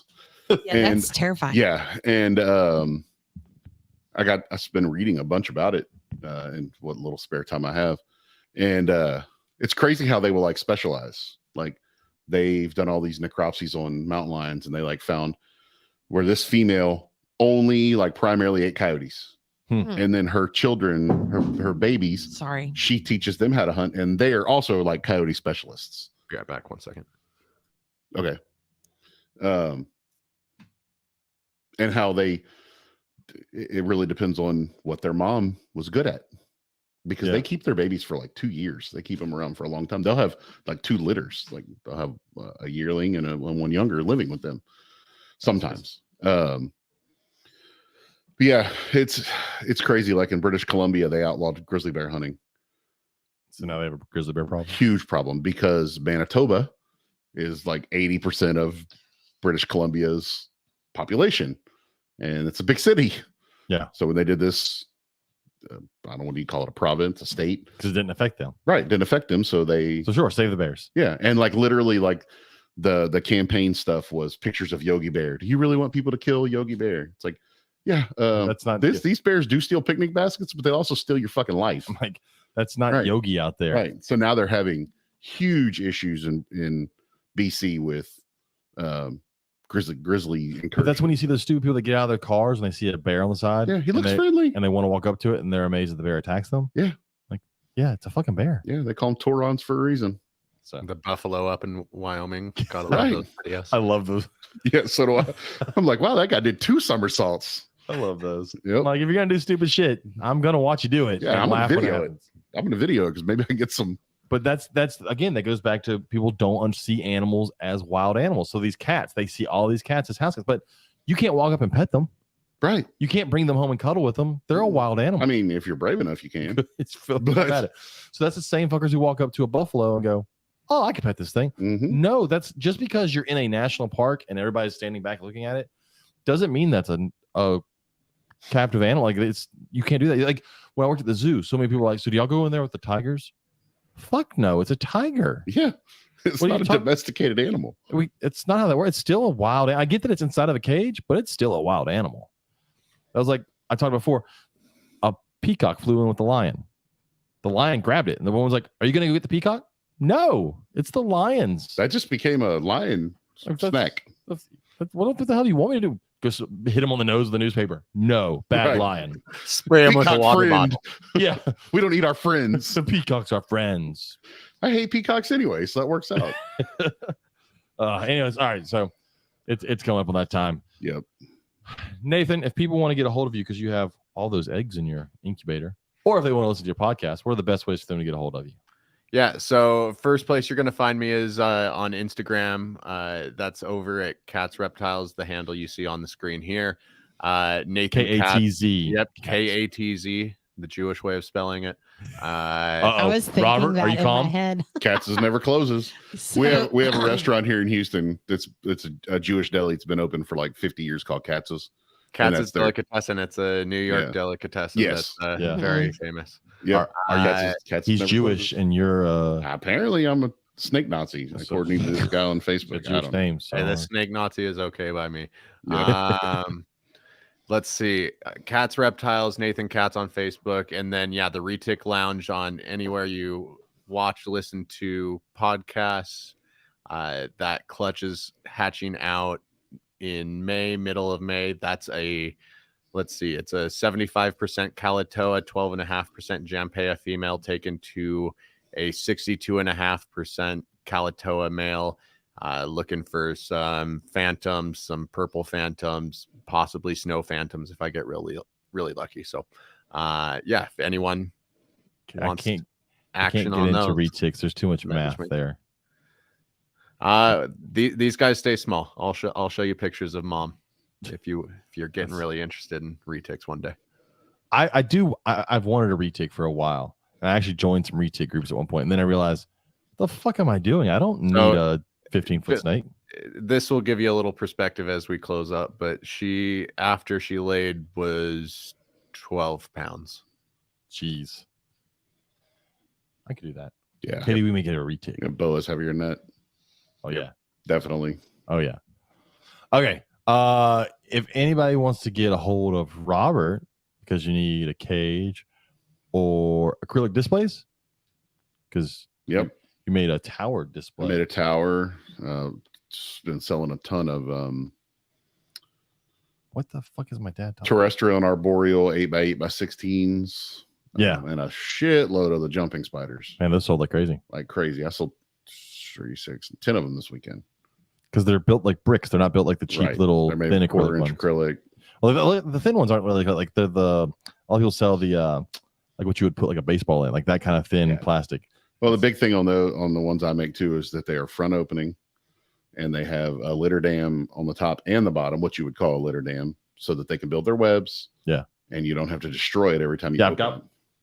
Yeah, there we go. I've got one right here for anybody that's watching. Except I've actually moved the keyhole to the right and left a little bit so that it doesn't go in crooked. It's the right way. But yeah. It goes all the way.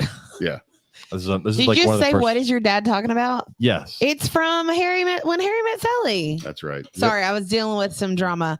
So, but I was listening. Yeah, no, that's what he meant by the place of the orgasms. We you have an 8x16 up there. I've eaten there before. We ate at a delicatessen in San Antonio this past weekend. Shiloh's, holy moly. How do you pronounce it? Shiloh's?